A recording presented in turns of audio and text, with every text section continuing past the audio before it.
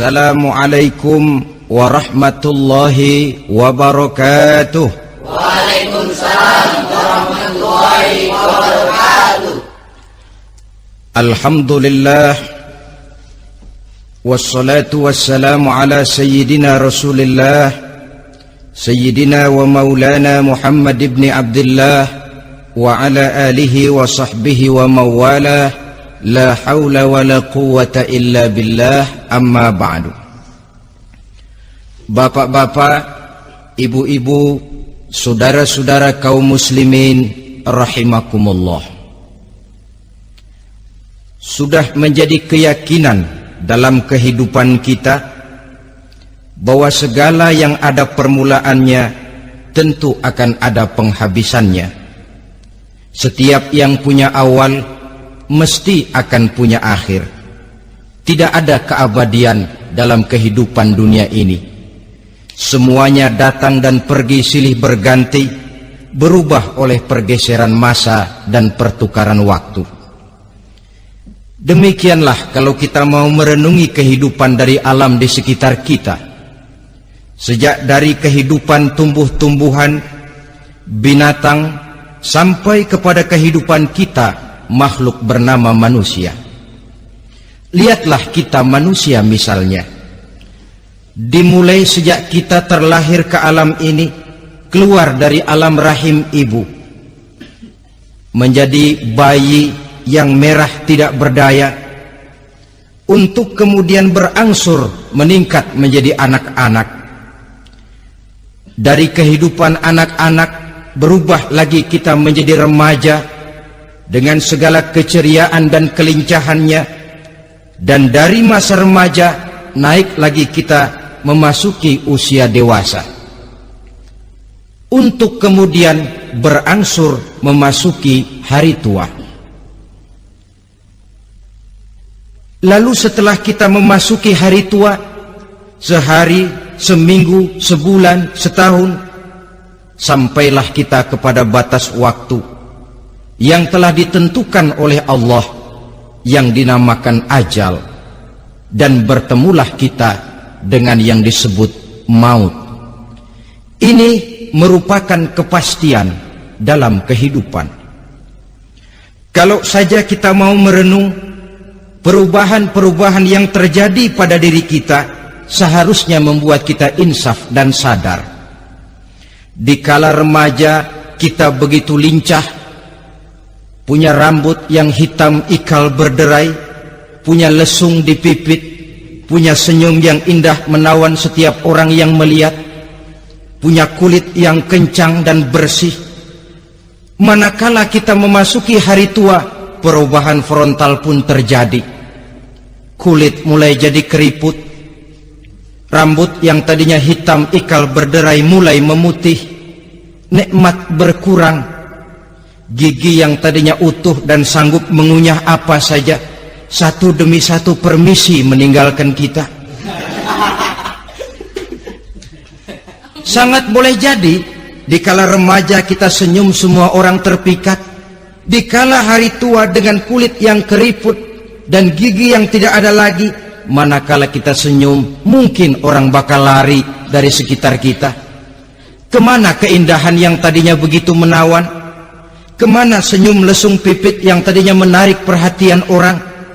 Pergi meninggalkan kita, berubah oleh pergeseran masa dan pertukaran waktu.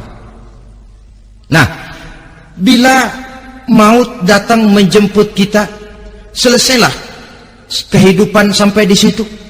Ternyata belum.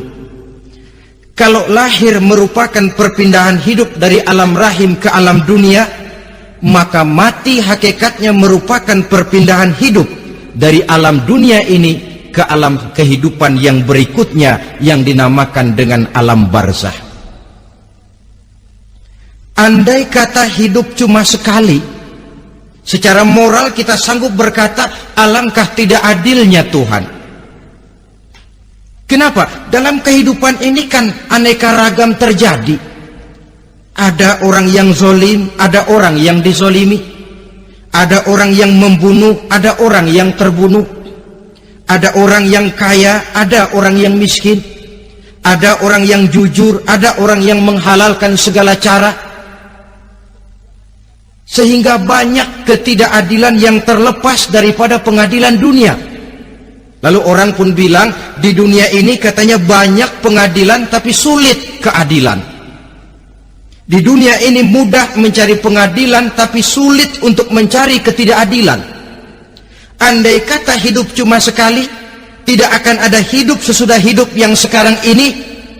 Bagaimanakah nasib mereka yang lepas dari pengadilan dunia ini? Alangkah tidak adilnya Allah, andai kata tidak ada kehidupan sesudah hidup yang sekarang. Tentulah akan terjadi di mana orang menghalalkan segala macam cara untuk mencapai tujuan. Yang penting kan saya kaya, yang penting kan saya punya jabatan dan kedudukan tinggi. Kalau perlu jilat atas, jilat atas. Kalau perlu sikut kiri kanan, sikut kiri kanan. Kalau perlu injak bawah, injak yang bawah. Ini prinsip daripada orang-orang komunis, dan pantas karena mereka tidak percaya kepada kiamat, pantas karena mereka tidak percaya akan adanya kehidupan sesudah hidup yang sekarang ini. Maka saya menghimbau kepada seluruhnya, kita sudah kadung menyepakati negara ini berdasarkan Pancasila. Kita sudah kadung konsensus bahwa PKI dengan seluruh ajarannya tidak punya hak hidup di bumi Pancasila yang kita cintai ini. Maka salah satu ajaran PKI tujuan menghalalkan cara. Kita orang Indonesia yang berbudi pekerti luhur, yang punya nilai budaya tinggi, janganlah sampai mencaci PKI, membubarkan PKI, mengutuhkan PKI, tapi dalam kehidupan sehari-hari prakteknya prinsip komunis kita pakai. Apa itu? Tujuan menghalalkan cara. Asal sudah tujuan tercapai, cara apapun saja halal. Itu pandangan hidup orang yang tidak percaya kepada adanya hari akhirat. Sebagai muslim yang yakin akhirat ada, kiamat pasti akan datang. Hidup tidak cuma sekali. Maka kalau kita zalim, kalau kita berbuat aniaya, kalau kita melakukan korupsi, kalau kita merugikan orang lain, boleh jadi kita terlepas daripada pengadilan dunia. Tapi ingatlah, kita tidak akan pernah lepas dari pengadilan Allah, pengadilan Qadhi Rabbul Jalil, di mana kita akan diadili dengan seadil-adilnya, dan tidak satu perbuatan yang bersifat salah, yang bagaimanapun kecilnya, yang akan lepas dari pengadilan di akhirat itu nanti. Pantas saja kalau satu hari malaikat Jibril datang menasihati Rasulullah sallallahu alaihi wasallam, yang artinya juga menasihati kita semua. Apa kata malaikat Jibril kepada baginda Nabi? Ya Muhammad, ish ma syi'ta fa innaka mayyitun. Hai Muhammad, hiduplah semau kamu, tapi jangan lupa kamu pasti akan mati. Kalau memang dilarang tidak terlarang, dicegah tidak tercegah, kamu mau melaksanakan hidup menurut maumu sendiri, persilakan, hiduplah menurut mau dan gayamu. Tapi jangan lupa, fa innaka mayyitun, satu saat kau pasti bakal mati. Dan mati itu bukan akhir dari segalanya, dia babak baru bagi kehidupan selanjutnya. Silakan hidup menurut maumu, tapi jangan lupa kau pasti akan mati. Wa'mal ma syi'ta fa innaka majziyun bih. Kerjakan apa saja yang kamu mau. Kalau kau mau menghalalkan segala macam cara, persilahkan halalkan segala macam cara. Tapi jangan lupa kau akan mendapat balasan dari seluruh amal perbuatanmu. Wa ahbib ma syi'ta fa innaka mufariquhu. Dan cintailah apa saja yang mau kau cintai. Kau cintai anak istrimu, silahkan. Kau cintai harta bendamu, tafadhal. Kau cintai tanah airmu, kau cintai pangkat dan jabatanmu, persilahkan. Tapi jangan lupa, fa innaka mufariquhu, kau pasti akan berpisah dan akan meninggalkan segala yang kau cintai itu. Apa Apa artinya ini buat kita? Ternyata sesudah maut datang menjemput kita, ada kehidupan sesudah hidup yang sekarang ini. Ini yang mendorong kita untuk dalam kehidupan di dunia ini tidak melakukan prinsip saenake dhewe, semaunya sendiri saja, asal perut kenyang, asal pangkat tinggi, asal harta dapat. Masa bodoh dengan merugikan orang lain, masa bodoh dengan menipu orang lain. Iku jenenge saenake dhewe. Muslim tidak diajarkan. Ingat manusia, setelah kau mati, setelah kiamat datang, kau akan dibangkitkan, kau akan dimintakan pertanggungan jawab tentang kehidupan yang sekarang ini. Saudara hadirin, oleh sebab itu kalau kita bicara soal kiamat, soal akhirat, ini memang masalah yang gaib, yang sepenuhnya tidak bisa dicernakan dengan kemampuan penalaran intelektual.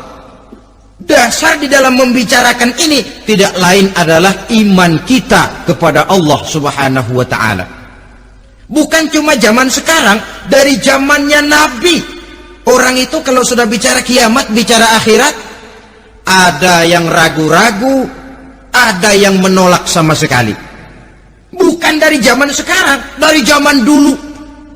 Pernah kok satu saat Rasulullah itu dakwah menceritakan, saudara-saudara, akan terjadi kiamat di mana Allah akan membangkitkan manusia dari kuburnya untuk memintakan pertanggungan jawab. Ini dalam dakwahnya Nabi pidato macam itu. Apa reaksi orang? Yang beriman ya mantap, tapi yang tidak beriman, bajingan-bajingan Quraisy ini, mereka bertepuk tangan, mengejek, mencaci. Malahan ini yang luar biasa, ada dua orang kafir namanya Ubay bin Ka'ab dan Al-As bin Wa'il. Mendengar pidato macam ini, mereka buru-buru pulang ke rumah. Ngapain? Ngambil pacul. Lalu berangkat nyari kuburan tua. Dia gali itu kuburan, tulang-tulangnya diangkut, dibawa ke depan Nabi. Ya Muhammad, tulang-tulang yang udah hancur begini, siapa yang bisa ngidupin lagi? Yang macam-macam aja kamu Muhammad, nggak rasional, nggak masuk akal. Allah menjawab. Apa kata Allah? وَضَرَبَ لَنَا مَثَلًا وَنَسِيَ خَلْقَهُ قَالَ مَنْ يُحْيِي الْعِظَامَ وَهِيَ رَمِيمٌ قُلْ يُحْيِيهَا الَّذِي أَنْشَأَهَا أَوَّلَ مَرَّةٍ وَهُوَ بِكُلِّ خَلْقٍ عَلِيمٌ. Mereka memberikan perumpamaan kepada kami, kata Allah. Mereka melupakan asal kejadiannya. Mereka bertanya, siapa yang sanggup menghidupkan tulang belulang yang sudah hancur kayak begini? Qul yuhyiha allazi ansha'aha awwala marrah. Katakan kepada mereka Muhammad, yang akan menghidupkannya adalah dia yang telah menciptakannya pertama kali dulu. Kalau dia sanggup menciptakan, dia tentu lebih sanggup lagi untuk mengembalikan reproduksi ciptaan itu sebagaimana semula. Yang paling kasihan yang ragu-ragu. Akhirat itu ada apa enggak sih? Kiamat itu ada apa enggak sih? Lantaran ragu-ragu, terombang-ambing dia antara harapan dan putus asa, antara kenyataan dan idealisme. Ada yang buta sama sekali 100% terhadap keadaan-keadaan sesudah mati. Perhatian mereka hanya tercurah kepada kehidupan sebelum mati. Yang mereka perhatikan siang dan malam tidak lebih daripada urusan perut. Pergi pagi, pulang sore, peras keringat, banting tulang. Cuma soal makan, soal minum, soal pakaian, soal kendaraan, soal rumah tangga, soal anak, soal istri. Yang mereka pentingkan hanya soal-soal politik misalnya, ekonomi, pembangunan dan industri. Untuk soal-soal kayak begitu, giat betul, habis seluruh waktu untuk memikirkan meningkatkan kebudayaan, politik, sosial, ekonomi. Kadang-kadang kurang tidur, kurang istirahat, berkeliaran ke sana kemari ke tempat yang jauh-jauh, sampai kadang-kadang terkena stres, penyakit darah tinggi, ginjal, lever, untuk memikirkan hal-hal yang semata-mata karena dunia saja. Lantas boleh jadi mereka mendapatkan kekayaan yang berlimpah ruah, mendapatkan kedudukan yang tinggi, nama yang semerbak, dikenal orang di barat dan di timur, di utara dan di selatan. Tetapi alangkah kecewanya mereka jikalau datang ajal menjemput nyawa, mati mereka, meninggalkan harta yang banyak, nama yang masyhur. Mereka disebut dengan jasa-jasanya. Radio memberitakan, TV menyiarkan, koran-koran memuat. Bahkan nama mereka kadang-kadang dikenang 2-3 tahun setelah wafatnya. Tetapi dalam pada itu, roh mereka merintih, mengeluh, menderita, karena dilemparkan oleh Allah ke tempat-tempat yang kotor. Penyesalan yang sudah tidak akan ada gunanya lagi. Saudara-saudara kaum muslimin rahimakumullah, oleh karena itu kehidupan akhirat bukanlah dongeng dan takhayul, bukan khurafat dan khayalan. Kehidupan akhirat, hari kiamat, adalah kebenaran dan kepastian. Dalam surah Al-Hajj ayat ke-7, Allah subhanahu wa ta'ala menyatakan, wa anna as-sa'ata atiyatun la raiba fiha wa anna allaha yab'asu man fil qubur, dan bahwasanya kiamat itu sesungguhnya adalah sesuatu yang pasti dan tidak ada keraguan-raguan lagi di dalamnya, dan bahwasanya Allah sungguh-sungguh akan membangkitkan manusia dari kuburnya masing-masing. Nah, kalau kita sudah yakin kiamat sesuatu yang pasti adanya, akhirat sesuatu yang pasti adanya, dari mana pembicaraan tentang kiamat ini kita mulai? Tentu dari diri kita. Marilah kita mencoba melihat proses perjalanan hidup ini sampai kita memasuki kiamat. Hadirin, tidak ada makhluk secantik manusia. Tidak percaya, pernah ke Ragunan? Nah, saudara masuk ke kebun binatang, segala macam makhluk ada di situ, ratusan macam jenis binatang. Bandingkan dengan saudara, kira-kira cakep mana?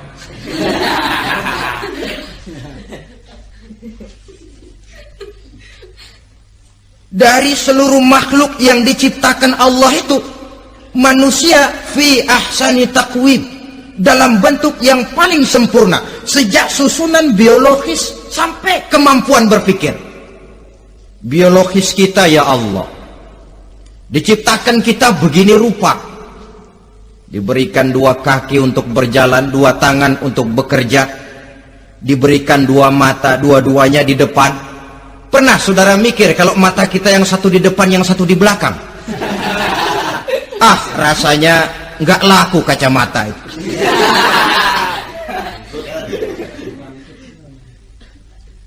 Diberikan hidung dengan 2 lubang, tahu betul Allah ke bawah lagi lubangnya. Coba pikir kalau lubang hidung kita menghadap ke atas. Aduh, kalau musim hujan repot jagain hidung. Laqad khalaqnal insana fi ahsani taqwim.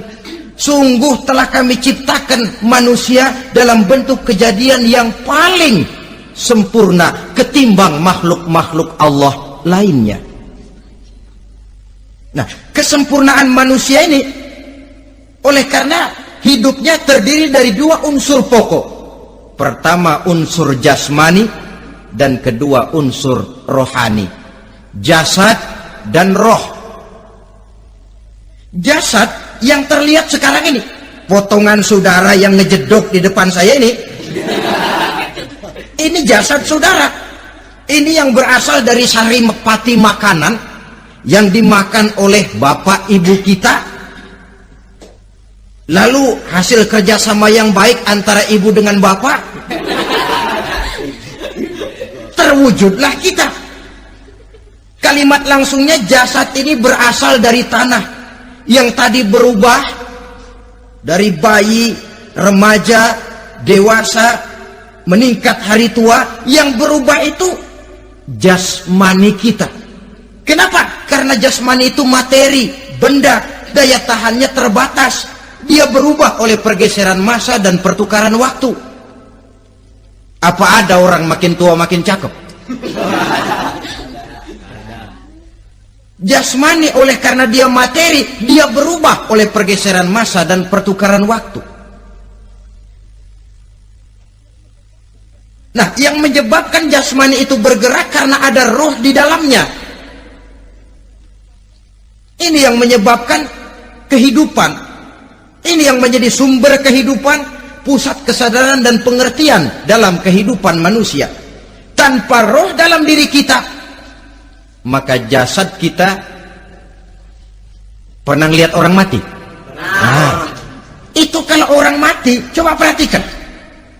Apanya yang kurang? Kupingnya masih ada, tapi sudah tidak sanggup mendengar. Matanya masih lengkap, tapi tidak mampu melihat. Jangankan melihat, terbuka saja tidak. Mulutnya masih ada, tapi sudah tidak bicara lagi. Telinganya cukup, tapi sudah tidak sanggup mendengar. Kakinya lengkap, tapi tidak mampu lagi berjalan. Apa penyebabnya itu? Ternyata jasmani kita, jasad ini, manakala sudah ditinggalkan oleh ruh, dia tidak akan bisa berdaya apa-apa. Tidak mampu berjalan, tidak pula berbuat, tidak pula bekerja apapun saja. Saudara-saudara, dua-duanya punya kebutuhan. Jasmani ada kebutuhannya, rohani pun ada kebutuhannya. Jasmani yang jelas perlu makan, perlu minum, perlu tidur, perlu pakaian, dan sebagainya. Nah, apabila saat berpisah datang, ajal sampai, berpisahlah roh dan jasad. Dan itulah yang dinamakan dengan maut. Jadi apa sih mati itu? Mati adalah berpisahnya roh dengan jasad. Sebab itu Islam sangat menganjurkan kita untuk banyak-banyak mengingat mati. Bagaimana caranya mengingat mati? Pertama, mati itu kan pasti. Kira-kira yang hadir di sini ada yang nggak mati nggak kira-kira? Semuanya bakal mati kan? Berani? Sekarang mau? Saudara, sebenarnya kalau kita merenung lebih jauh, orang itu tidak perlu takut mati. Walaupun tidak boleh terlalu berani menghadapi mati. Karena bagaimanapun takutnya kita kepada mati, toh dia pasti datang. Bagaimanapun beraninya kita mati, kalau belum ajal, ya tidak mati juga. Jadi muslim itu kan harus berani menghadapi hidup dan tidak takut menghadapi mati. Mati adalah sesuatu yang pasti. Muslim dianjurkan banyak-banyak mengingat mati dalam kehidupan. Caranya bagaimana? Pertama, berziarah nengokin teman yang sakit. Ya? Suka nengokin teman yang sakit enggak? Oh, itu pahalanya kata Nabi. Menengok orang yang sedang sakit lebih afdol daripada sholat sunnah 1000 rakaat. Apa pernah saudara sembahyang sunnah sampai 1000 rakaat? Nengokin orang sakit pahalanya lebih afdol daripada itu. Kenapa menengoki orang sakit mengingatkan kita kepada mati? Iya ya, ini teman saya yang kemarin segar banget, bercanda sama saya, ketawa sama-sama, sekarang terbaring tidak berdaya, hilang kemampuannya, hilang keceriaannya, sakit. Iya kalau sembuh, kalau ajal, iya sekarang giliran dia, kalau jatuh ke saya. lalu menghibur teman dengan kata-kata yang enak yang akan mendatangkan sugesti supaya dia cepat sembuh. Jangan nengokin orang sakit jujur, sakit apa lo? Perut. Emang teman gua kemarin sakit begini mati ya? Wah, itu orang bisa jadi shock lantaran etika kita tidak akan sampai ke sana. Menjenguk orang sakit akan mengingatkan kita kepada mati. Apalagi ziarah kubur. Ada yang orang tuanya sudah meninggal? Nah, kalau ada, ya tidak bisa tiap hari, sekurang-kurangnya seminggu sekali, Jumat pagi misalnya, ziarah kita ke kubur. Sehingga kalau kita masuk kubur kan ada etikanya. Assalamualaikum ya ahlal kubur wa inna insyaallahu bikum lahikun. Hai penduduk kubur, keselamatan bagi kamu dan kami yang masih hidup sekarang ini insya Allah pasti bakal nyusul kamu. Iya, yang kemarin gagah benar sekarang terbaring tanpa daya. Ini unggukan kuburannya. Yang kemarin ada sekarang sudah tidak ada. Kemana dia? Kami satu saat pasti akan begini. Ingat mati. Lalu apalagi yang bisa membuat kita ingat kepada mati? Mengawal jenazah. Bukankah sangat dianjurkan oleh agama? Bahkan kalau bisa sejak mengurusnya, memandikannya, mengkafankannya, menyolatkannya untuk kemudian mengantarnya ke kubur. Hari ini saya antar dia ke kubur, besok boleh jadi saya yang diantar orang. Hari ini saya solatkan dia, besok boleh jadi saya yang disolatkan orang. Hari ini saya masukkan dia ke liang lahat, besok mungkin giliran saya dimasukkan orang ke liang lahat. Ingat mati, tumbuh kesadaran. Lalu daya positifnya dalam kehidupan apa?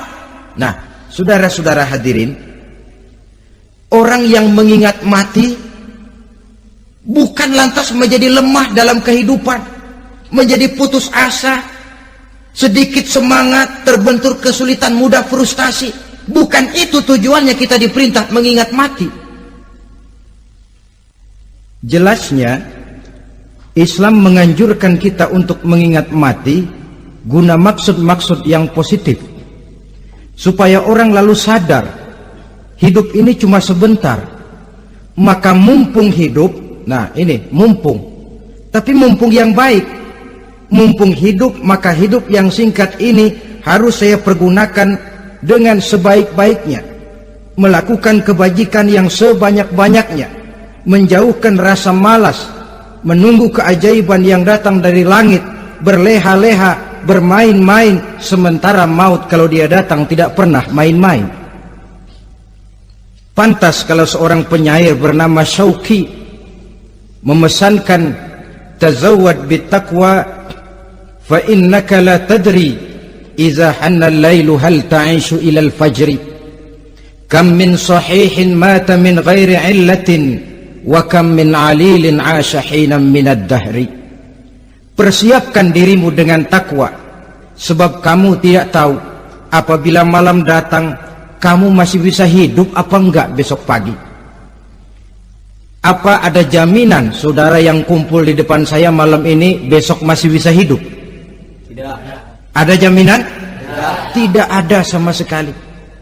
Kam min sahihin mata min ghairi illatin. Berapa banyak orang sehat mati nggak pakai sakit lagi. Sebabnya kadang-kadang ringan saja. Ada yang cuma jatuh di kamar mandi mati. Ada yang cuma ketiban pensil. Iya, kalau ketiban pensil 3 peti masa nggak mati. Ta'addadatil asbab wal mautu wahid. Sebabnya boleh jadi macam-macam, tapi mati satu juga, yaitu mati.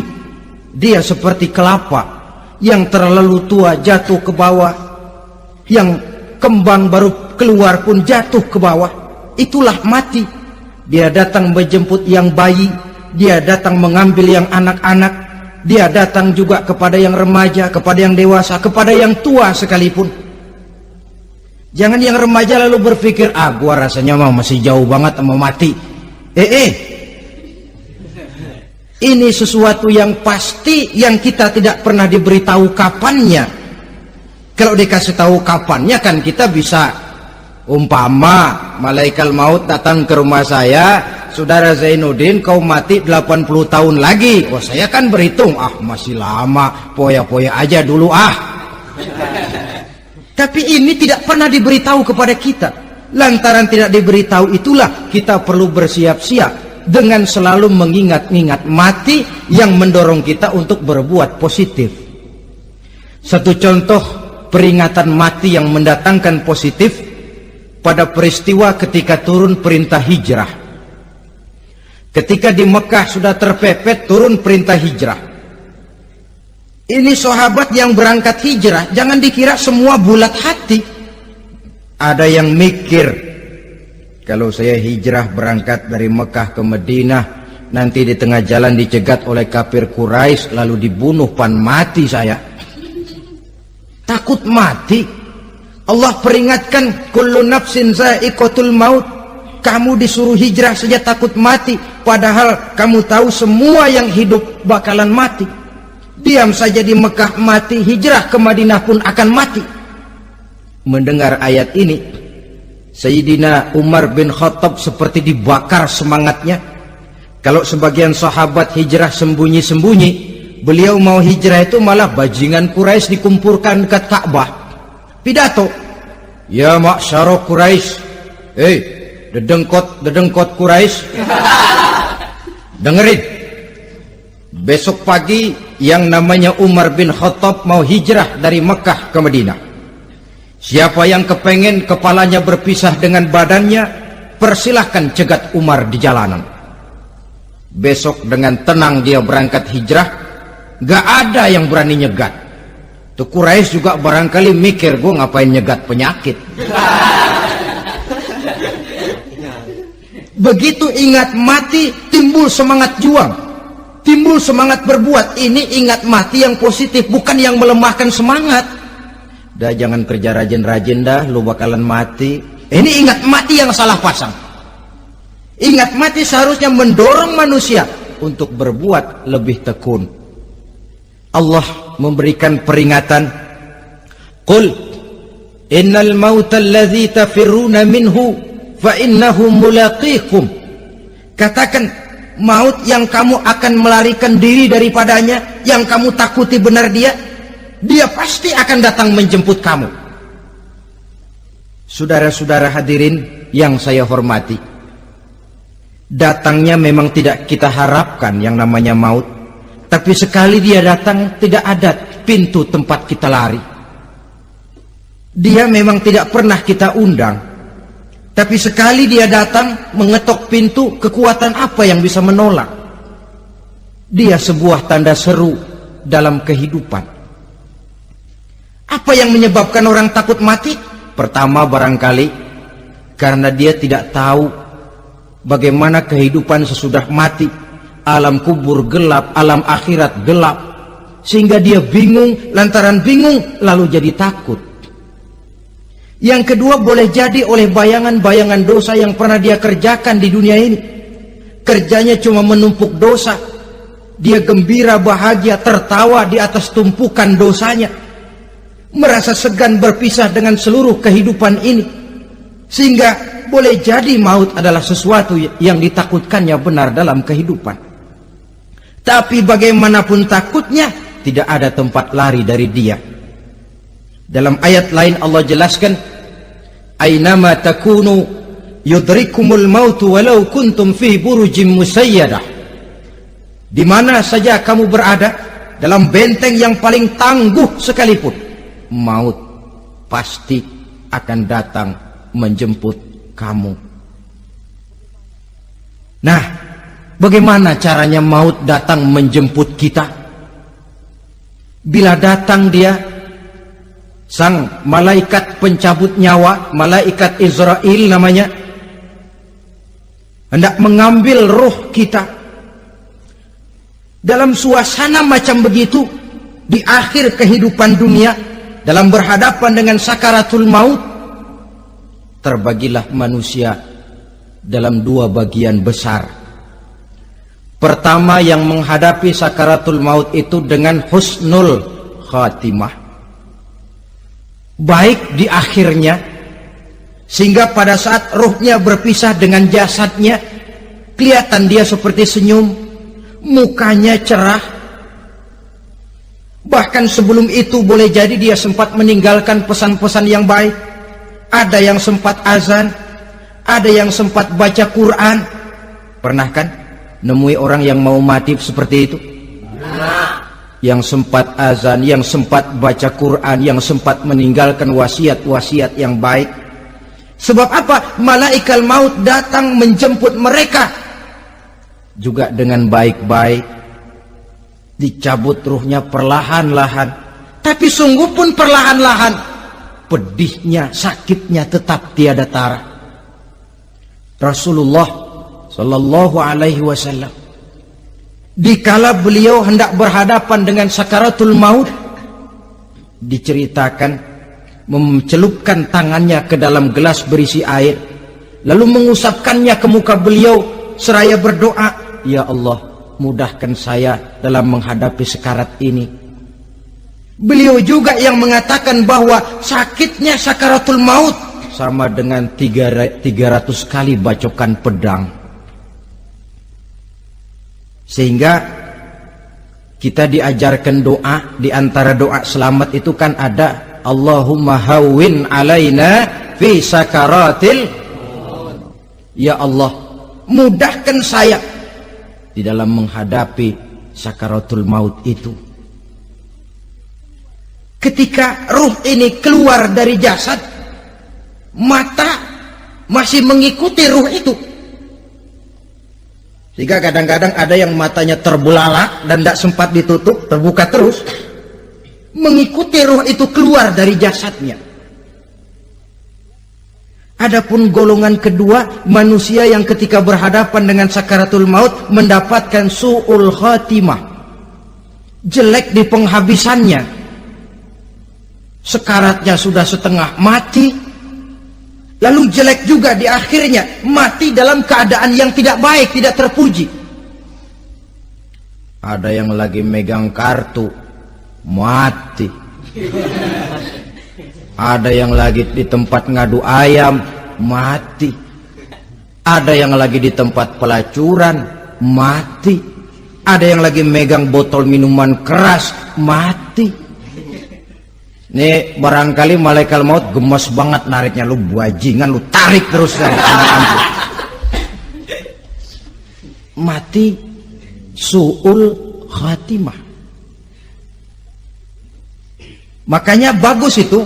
Kadang-kadang di majelis-majelis taklim kan sering dibaca, ya Allah biha, ya Allah biha, ya Allah bihusnil khatimah. Kan ada itu? Ada enggak? Saudara hadirin, mohon agar oleh Allah kita diberikan husnul khatimah, baik di saat ruh akan berpisah dengan jasad. Ini sesuatu yang pasti. Sang malaikat maut datang menjemput nyawa. Setelah ruh berpisah dari badan, maka tinggallah sang badan, ditangisi oleh semua yang kita tinggalkan. Sehingga kepada putrinya Fatimah, ketika malaikat maut datang hendak menjemput baginda Nabi, beliau berkata kepada anaknya, Fatimah, kamu tahu siapa yang datang? Saya tidak tahu, Bapak. Yang datang hadimul lazat, itu dia yang menghancurkan seluruh kesenangan dunia, wa qati'u syahwat, yang memisahkan kita dengan seluruh yang kita cintai. Dia malaikat maut, Pak.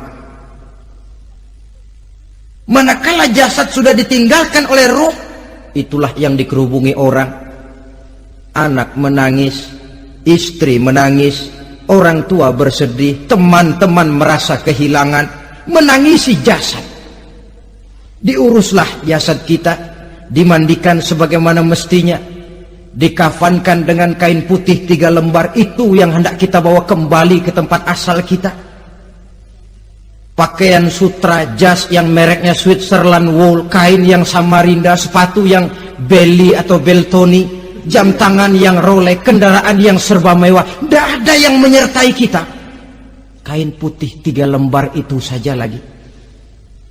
Demi setelah dikafankan, dibujurkan kita menghadap ke arah kiblat, orang banyak pun datang menyolatkan kita dengan 4 takbir, diiringi dengan doa. Lalu upacara pelepasan, berangkat kita meninggalkan anak, istri, suami, kampung halaman, tanah air, bahkan alam dunia ini. Selamat tinggal alam dan seluruh isinya. Tinggallah yang tinggal. Saya akan kembali ke tempat asal dari mana saya datang, untuk kembali mempertanggungjawabkan seluruh perbuatan saya dalam kehidupan ini. Manakala upacara pelepasan selesailah sudah, dimasukkan kita ke keranda jenazah, digotong orang, bismillah wa ala millati rasulillah, dibawa ke tempat peristirahatan terakhir katanya. Padahal dulu kalau mau kita istirahat, ke villa lah kita, ke Bali lah kita, ke Hong Kong lah kita, ke tempat-tempat tamasya yang indah.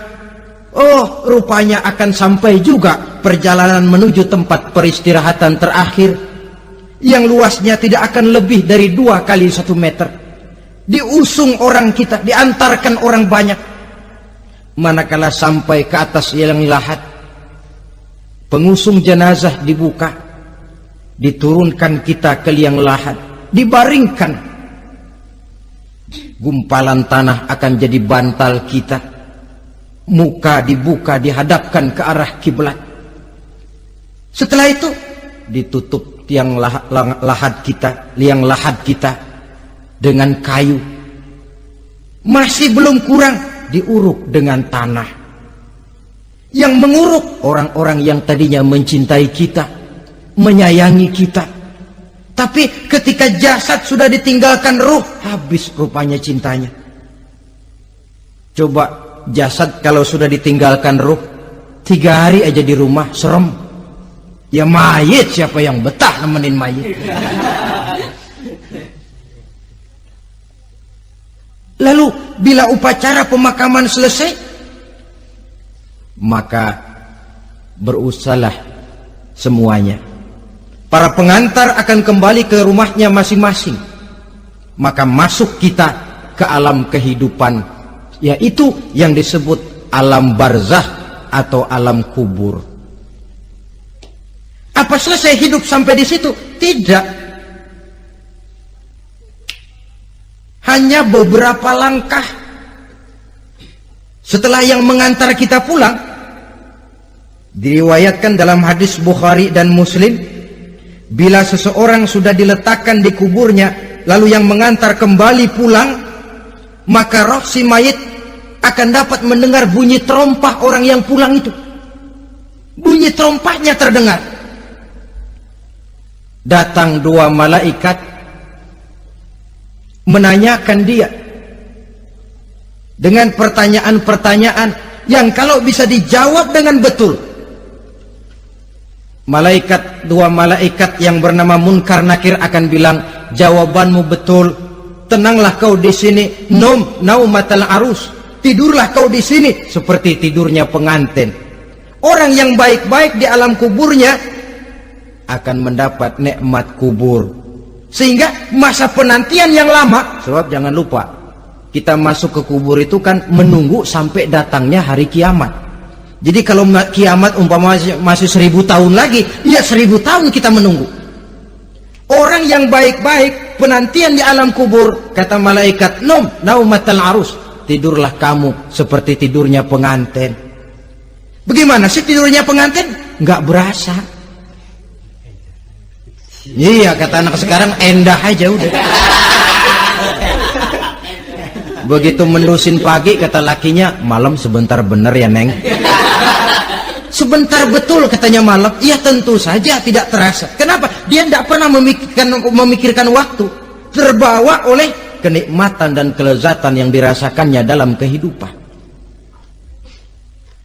Tapi orang kafir, orang yang dosanya bertumpuk, tidak sanggup menjawab pertanyaan dua orang malaikat, maka dia akan mendapat azab di alam kuburnya terus menerus siang dan malam sampai datangnya hari kiamat. Ibarat maling ayam ketangkep, belum masuk pengadilan udah digebugin duluan. Kan begitu kan? Ada maling ayam nggak di sini? Nah, itu yang nyaut tadi pengalaman itu. Di sidang belum divonis, belum digebugin babak belur. Saudara hadirin, maka alam kubur bisa merupakan raudhatun min riyadil jannah, taman di antara taman-taman sorga, pun juga bisa merupakan hufratun min hufarin niran, menjadi liang daripada neraka. Ada lagi riwayat yang dari Imam Muslim yang diperoleh dari Zaid bin Sabit. Zaid bin Sabit cerita, satu hari kami bersama Rasulullah SAW berada dalam kebun kepunyaan Bani Najjar. Rasulullah sedang duduk di atas keledai.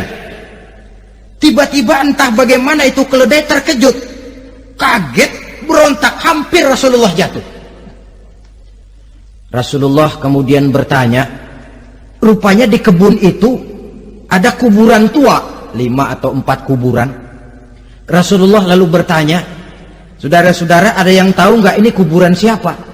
Nggak ada ya Rasulullah. Memang kenapa? Ini penghuni kuburnya lagi disiksa oleh Allah. Andai kata boleh saya mohon kepada Allah supaya kamu dengar seperti yang saya dengar, andai kata saja kamu kuat mendengarnya, saya pasti akan berdoa. Tapi sayang, saya yakin kamu pasti tidak akan kuat mendengar mereka mendapat azab di kuburnya. Hadis sahih riwayat Imam Muslim dari Zaid bin Sabit. Kehidupan di alam barzah. Pak, iya kalau yang matinya dikuburin.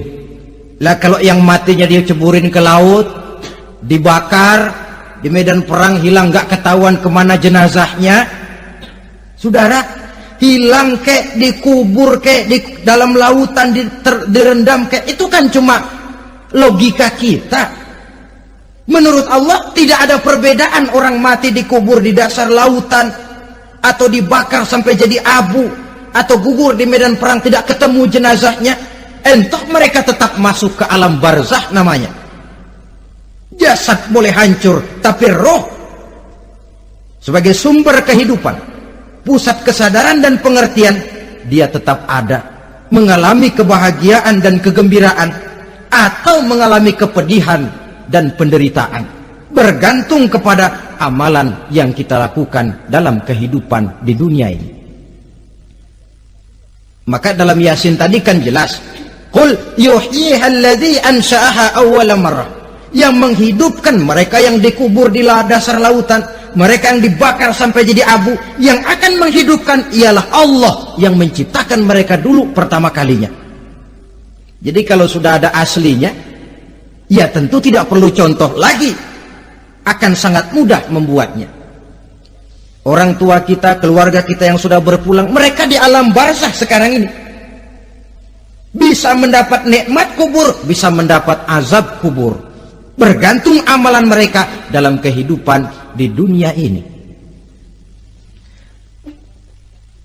Dalam Musnad Imam Ahmad dan Sahih Abi Hatim malah ada tambahan riwayat, orang yang banyak kebajikannya di dunia, amalannya akan datang menemani dia. Sholatnya dekat kepalanya, puasa sebelah kanan, zakat sebelah kiri, menghibur dia. Malahan dikatakan berbentuk orang yang cantik menemani dia di alam kuburnya. Aneh, dia tanya, man anta lam ara fid dunya ajmal minka, siapa kamu? Di dunia ini belum pernah saya melihat orang secantik kamu. Dia jawab, ana amaluka soleh, saya adalah amalmu yang soleh yang kau kerjakan waktu di dunia. Saya sekarang diperintahkan untuk menemani kamu di sini. Alhamdulillah. Sedangkan amalnya yang jahat akan datang dalam bentuk yang menyeramkan menemani dia di sana. Bayangin deh, di kuburan ditemenin yang serem-serem. Sama juga di dunia. Di dunia, kalau kita di tempat gelap ditemenin orang cakep, enak nggak? Wah, pengalaman. Tapi coba bayangin, sudah tempatnya gelap, yang nemenin jelek nggak ketulungan, gerah kita. Nah, saudara hadirin yang saya hormati, lalu bagaimana tempat arwah-arwah yang sudah kembali menghadap Allah yang disebut mustaqarrul arwah itu? Macam-macam tingkatannya sesuai dengan profesi dan amalannya waktu di dunia. Ada roh-roh itu yang setelah pisah dengan jasad, artinya mati, ditempatkan di tempat yang disebut a'la iliyin, tempat yang tertinggi. Siapa ini? Arwahnya para nabi dan para rasul. Ini fi a'la iliyin, di tempat yang tertinggi. Arwahnya para nabi, arwahnya para rasul. Dan karena kita bukan nabi, bukan rasul, ya jangan mimpi dapat tempat fi a'la iliyin, kecuali kalau Allah menghendaki. Itu hak prerogatif Allah, tapi kan tidak adil kalau Allah melakukan itu. Ini kelompok roh-roh yang masuk golongan VIP. Wah, the first class. Para nabi, para rasul. Lalu ada pula roh-roh itu yang setelah pisah dengan jasadnya diumpamakan seperti burung-burung hijau yang berterbangan di perkebun-kebunan surga. Roh siapa mereka ini? Rohnya para syuhada, orang-orang yang mati syahid gugur membela agama. Nah, ini bedanya orang mati syahid dengan pahlawan, ya. Apa bedanya syuhada dengan pahlawan? Kalau syuhada, orang yang gugur membela agama, niatnya karena Allah, mati syahid. Kalau pahlawan, orang yang gugur membela negara, orang yang dianggap berjasa kepada pemerintah. Klimaksnya, kalau orang mati syahid jelas surga, tapi pahlawan belum tentu surga. Kenapa? Bergantung kepada negara macam apa yang dibelanya dan pemerintah model mana yang dibelanya. Di negara-negara komunis misalnya, banyak nggak pahlawan? Banyak. Dengan sekian tanda jasa yang mati di medan perang dan sebagainya. Kira-kira pahlawan komunis masuk surga enggak? Enggak. Ya, kalau pahlawan komunis masuk surga, kita nggak kebagian kapling di surga barangkali. Inilah bedanya pahlawan dengan orang mati syahid. Kemudian ada pula roh itu yang tertahan di pintu surga. Tertahan di pintu surga. Ini seperti tadi, orang yang mati syahid tapi masih ada kaitan di dunia. Rasulullah pernah ditanya orang, ya Rasul, kalau saya maju ke medan perang bela agama, mati syahid, apa saya masuk surga? Iya, masuk surga. Kecuali kata Nabi, kalau masih punya utang. Nah, tertahan di pintu surga. Ada pula roh itu yang tertahan di alam kuburnya. Ini umumnya seperti tadi itu. Ada mempunyai dosa, mempunyai kesalahan, sehingga merasakan azab kubur. Ada juga roh itu yang tertahan di permukaan bumi.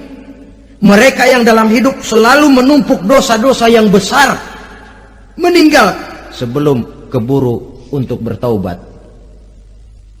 Saudara hadirin yang saya hormati, inilah yang kita khawatirkan. Sebab jikalau pada saat roh sudah datang, jikalau saatnya roh datang berpisah dengan jasad, menemukan sakaratul maut, saat itu taubat sudah tidak akan ada gunanya lagi.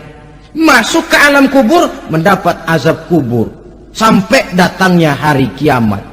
Berapa lama di alam kubur ini? Menunggulah kita sampai datang saatnya kiamat. Nah, saudara-saudara, apa tanda-tanda hari kiamat? Kapan dia akan datang? Bagaimana hal ihwal manusia pada saat terjadi kiamat? Bagaimana alam ini? Bagaimana perhitungan di padang mahsyar? Insya Allah akan saya ungkapkan pada bagian kedua dari ceramah ini.